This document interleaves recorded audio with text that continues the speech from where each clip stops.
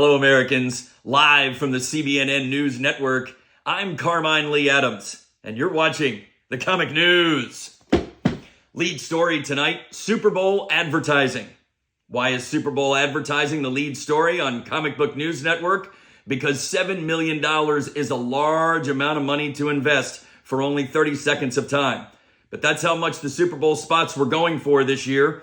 And per the data analytics firm EDO, which measures incremental online engagement immediately after a commercial airs, the far and away winner, number one in social media engagement, the new trailer for the Flash movie. And it was not even close. Next movie trailer in the entertainment category, ranked 13th, Fast and Furious. Then Cocaine Bear. We're all looking forward to that one, let's be honest. Came in at number 17, and Guardians of the Galaxy, not sure what to make of this, all the way down the list at number 21. A deeper look at the Flash trailer and the statistics behind it show that it was 24 times more effective at driving brand engagement than the median Super Bowl ad. Folks, all that adds up to mean there's a lot of interest in this movie. And I, for one, am pretty doggone excited to see it. And in other superhero news, unless you've been living under a rock or doing hard time, you know that Ant-Man and the Wasp: Quantumania opened up this weekend, and it earned $17.5 million on Thursday in the first day of previews, which puts it on pace to do right at $100 million for the long President's Day weekend. Not a slam dunk, but it looks like it's headed toward profitability. And we went to go see the movie last night with the Carmine Lee Adams family, and we thought it came in at around a C+. It's another pretty good Marvel movie, but not a great Marvel movie. And evidently the critics didn't think so either, because Ant-Man and the Wasp: Quantumania now shares a distinction with one other Marvel movie, The Eternals, as the only two Marvel movies to open up with a Rotten Tomatoes rotten score below 60%. So let's hope the audience can prop this one up, because the critics basically had one thing to say. They like the villain, but they don't like the movie.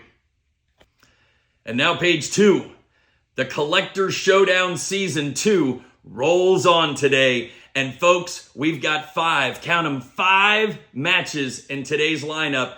Go to Gotham Comics and join Dom and the rest of the folks that have been logging in increasing numbers, I might add, starting at 1 p.m. Eastern time today. Today's lineup, match number 1 pits One True Nerd King versus Rob Buys Comics. Let's take a deeper dive at that match, shall we? One True Nerd King, 12,000 followers on Instagram. Rob Buys Comics, 1,423. Advantage? Nerd King. Best Instagram handle, One True Nerd King versus Rob Buys Comics. One True Nerd King has this sense of royalty about it. I mean, he's the king of nerds, and there's only one of them.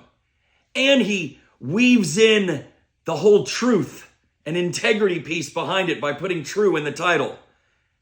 And that's going up against some rando who basically has a name that says, hey, I collect expensive paper. Advantage? Push. And finally, who's the better looking of these two collectors? There's no doubt about it. Rob Buys Comics is starting to look a little rough around the edges. Advantage? One True Nerd King. That's a good-looking man right there, folks. Also, today's match number 2, Pete Monster versus Your Wireless Henry. Match 3, David Russell Ferguson versus Rotten Comics. 4th match of the day, LI Comic Guys versus Joker Queen Comics. Love that IG handle, by the way. And match number 5, 2 collectors we absolutely anticipate being there at the end. It's going to be interesting to see which one goes to the loser's bracket. Travis freaking Kawina and Collectors Mother Effin' Supreme are going at it in the 5th match today. Finally got the scheduling locked down, and you know there is going to be some straight fire coming out of these two collectors' collections today. Can't wait to see it. Go to Gotham Comics, 1 p.m. today, Eastern Time, to check it out. You know, a lot of folks don't know how hard these collectors work, how much training and dedication that they're putting in, the rehearsal time, the practice, the book selection, the working out.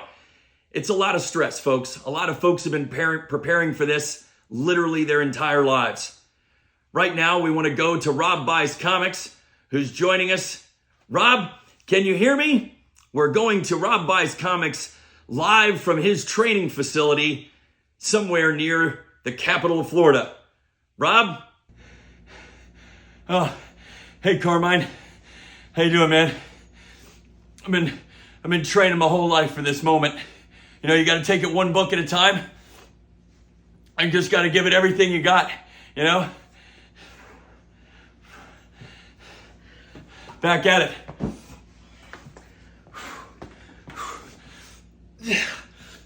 Oh, yes.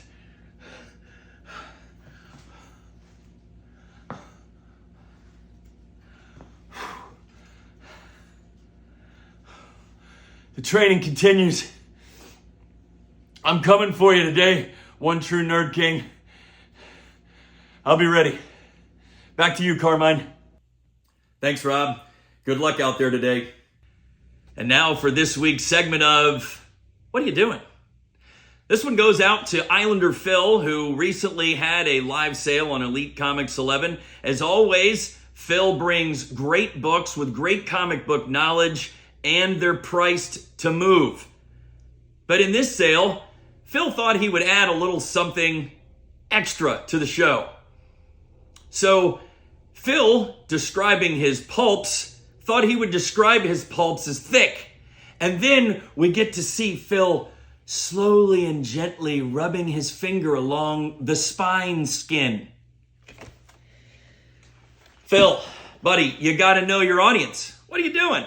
Nobody cares to hear about how thick your pulps are or watch you gently roll your finger down the spine skin.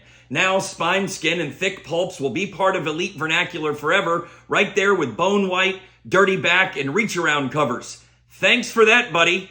What are you doing? Oh well.